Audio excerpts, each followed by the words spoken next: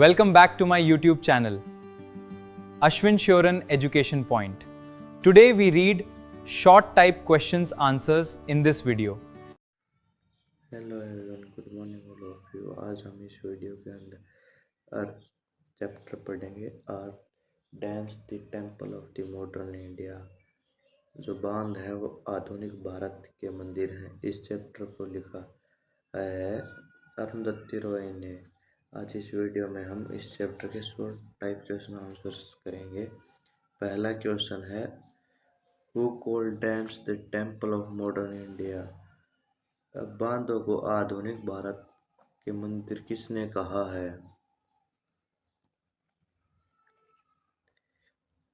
India's first prime minister Pandit Jawaharlal Nehru called dams the temple of modern India.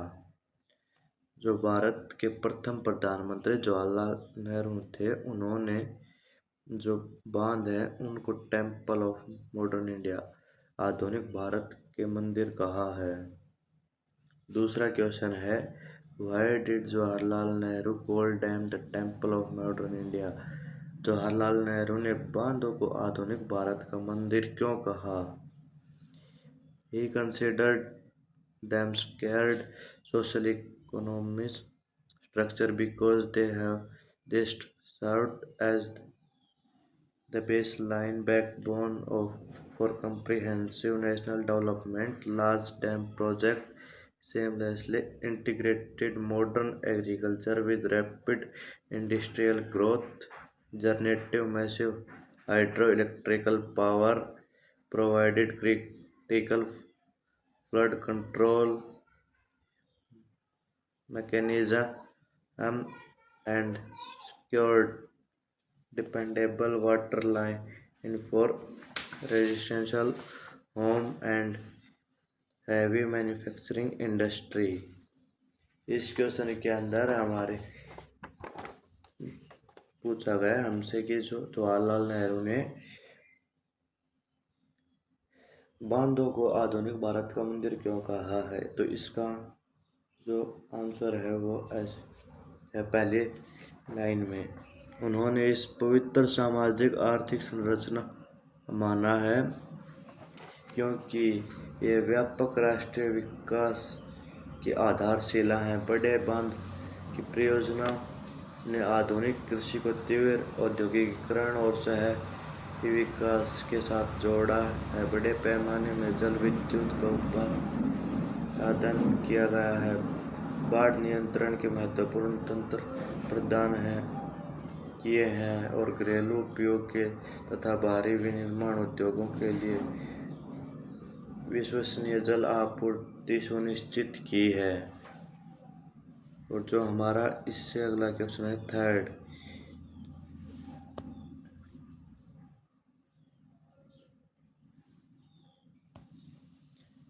Name one major dam associated with this statement.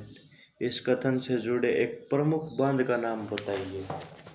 तो इसका answer है the पहाखड़ा Nangal dam. Nehru famously executed his legendary statement during the construction phase of this massive engineering feat built over the Satluj River। जो Bhakra Nagal dam, Nehru ने सतलुज नदी पर बने इस विशाल इंजीनियरिंग चमत्कार के निर्माण के दौरान अपना यह ऐतिहासिक और प्रसिद्ध बयान दिया था, ये कथन दिया था उन्होंने। State any two reasons why dams are crucial to India economy। कोई दो कारण बताइए कि बांध भारत की अर्थव्यवस्था के लिए क्यों महत्वपूर्ण है। पहला जो कारण है वो है agricultural security. They provide water line for vast irrigation network ensuring stable multi season crop yield even during severe dry spell of weak monsoon। पहला जो कारण है वो कृषि सुरक्षा है। ये विशाल सिंचाई नेटवर्क के लिए पानी उपलब्ध कराता है।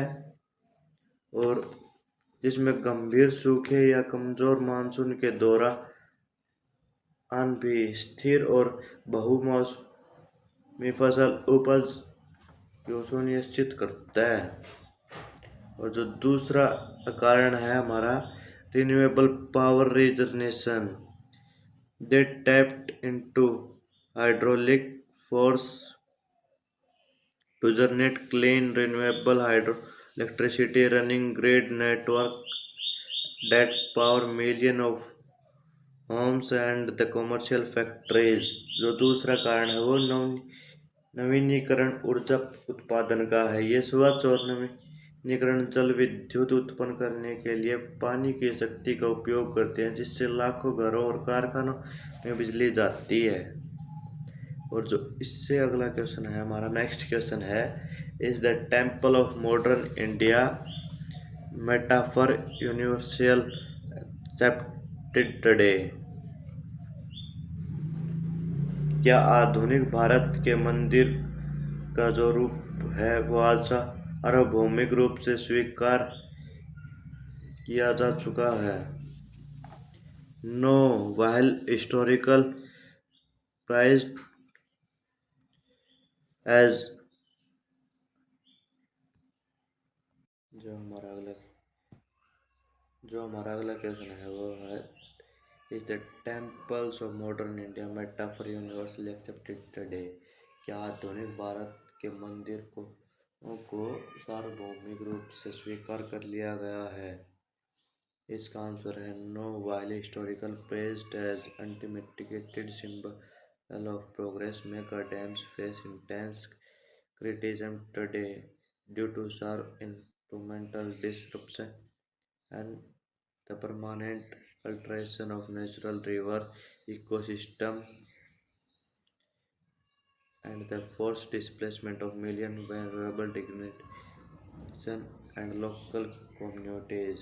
नहीं, हालांकि ऐतिहासिक रूप से इन्हें प्रगति का अकट्य प्रतीक माना कर सराहा गया है, लेकिन आज बड़े बांधों को गंभीर पर्यावरणीय व्यवधान, प्राकृतिक नदी के पारिस्थितिक तंत्र में स्थायी बदलाव और लाखों कमजोर और स्वदेशी व स्थानीय समुदायों के जबरन विस्थापन के कारण तीव्र आलोचना का सामना करना पड़ रहा है। और जो इससे हमारा अगला क्वेश्चन है, part 2, critical analysis is policy regret and illogical impact. आलोचनात्मक विश्लेषण, नीतिगत पछतावा और पारिस्थितिक प्रभाव। इसमें हमारा जो छठा प्रश्न है, which speech of Jawaharlal Nehru is referred to in this essay. इस निबंध में जवाहरलाल नेहरू के किस भाषण के संदर्भ में दिया गया है? After independence, Pandit Jawaharlal Nehru delivered ए हिस्टोरिक स्पीच। स्वतंत्रता के बाद पंडित जवाहरलाल नेहरू ने एक ऐतिहासिक भाषण दिया। He highly appreciated them in its famously calling them the temples of modern India। उन्होंने इसमें बांधों को अत्यधिक सराहना की और उन्हें आधुनिक भारत का मंदिर कहा। But later on he understood the deep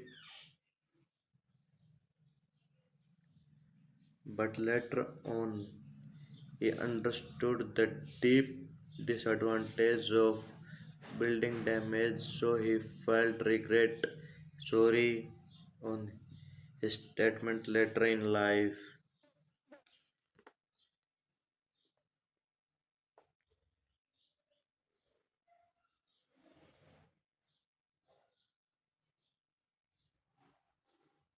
लेकिन बाद में उन्होंने बांधों के निर्माण से होने वाले गंभीर नुकसानों को समझा और इसलिए उन्होंने जीवन के उत्तरार्ध में अपने इस बयान पर गहरा पछतावा किया, दुख प्रकट किया।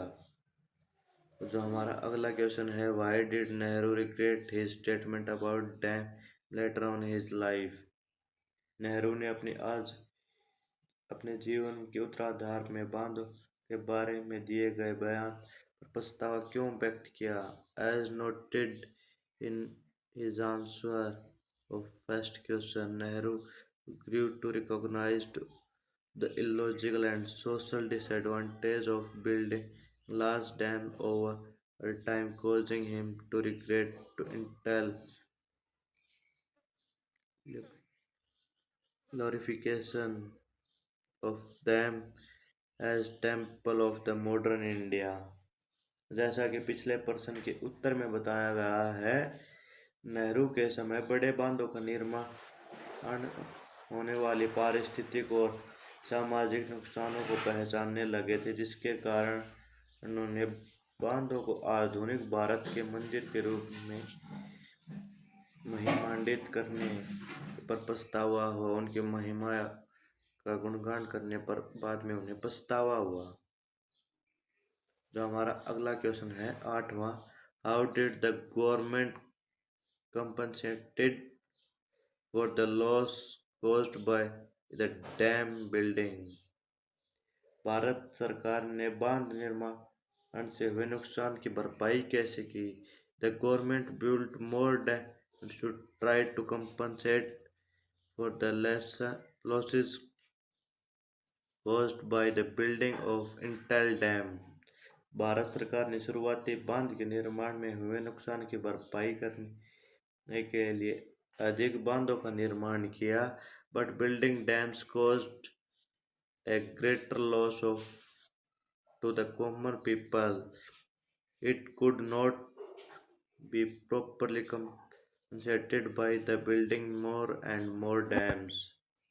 लेकिन बांधों के निर्माण में आम जनता को भारी नुकसान हुआ है। अधिक से अधिक एक बनाकर इस नुकसान को सही ढंग से भरपाई नहीं की जा सकती थी। Why have dams because obsoleted? बांध अब अप्रचलित क्यों हो गए? In the beginning, the building of dams attracted people across the country।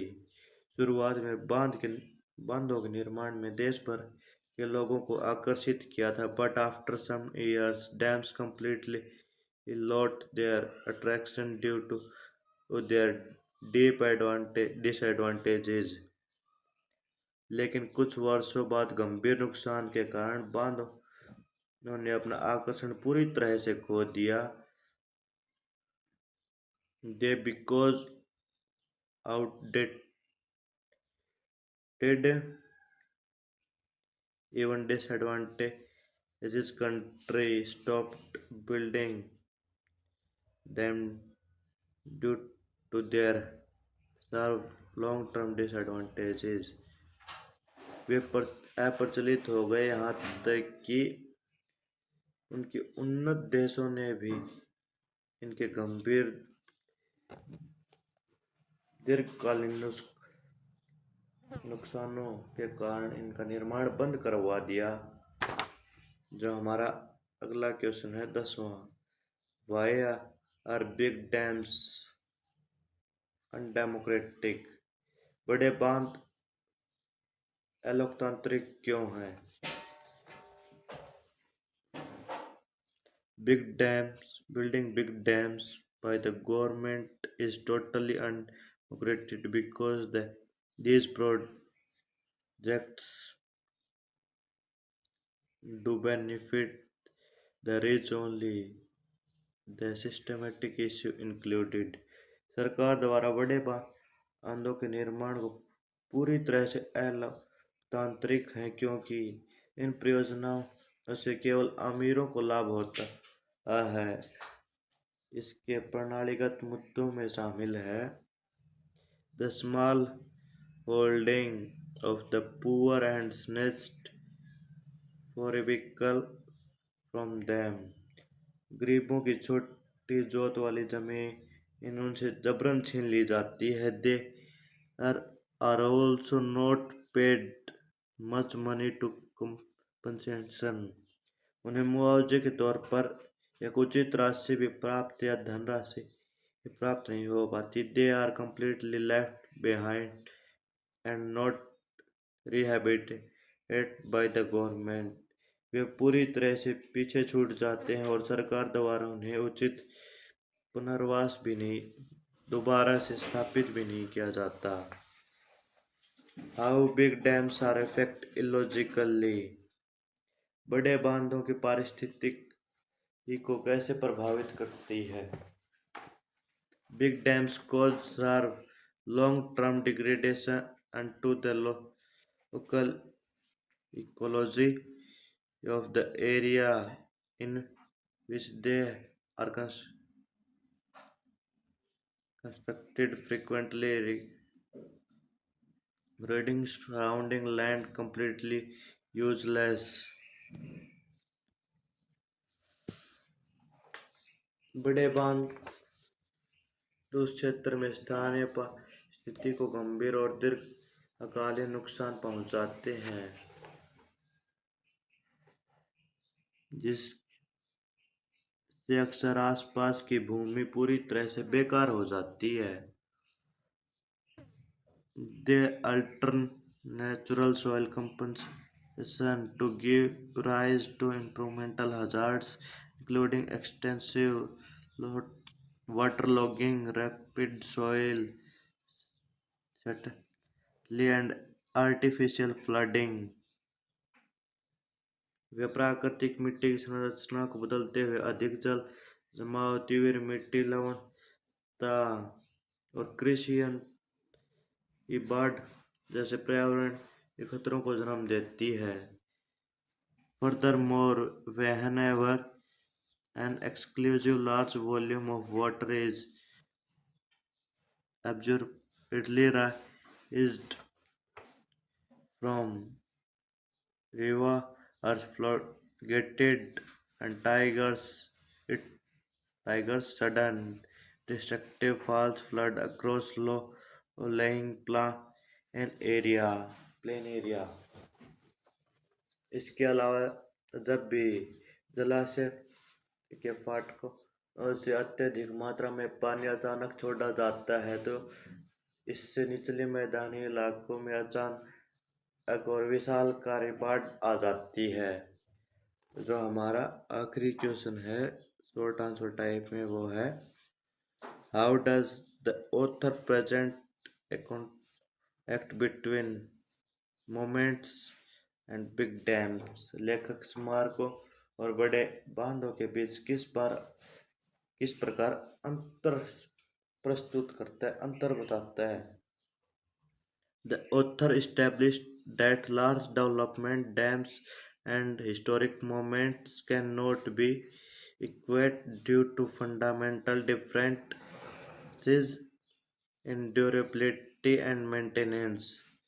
लेखक स्पष्ट करता है कि बड़े विकास संबंधी बांध और ऐतिहासिक स्मारकों की तुलना में टिकाऊपन और रखरखाव में बुनियादी अंतर के कारण नहीं किया जा सकता। Large dams are fundamentally short-lived engineering assist over a relative snap of year natural force being to systematically degrade them as a split continuously accumulate inside the receiver through a slow, unpreventable process। बड़े बांध मूल रूप से अल्पकालीन engineering संपत्तियां हैं। कुछ वर्षों के अंतराल के बाद प्राकृतिक ताकतें उन्हें अव्यवस्थित रूप से नुकसान पहुंचाने लगती हैं, क्योंकि वे एक धीमी अपरिहार्य प्रक्रिया के माध्यम से जलाशय के अंदर सिल्ट लगातार जमा होती रहती है। Conversely, historical moments endures for centuries, are significantly less disruptive and to contract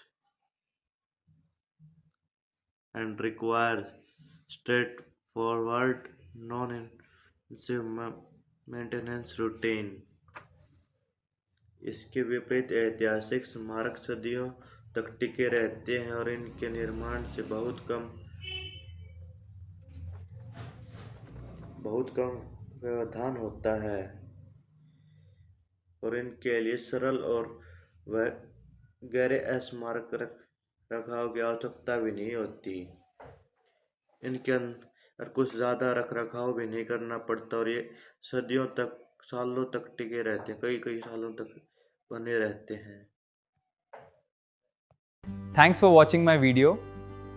Like, share, comment.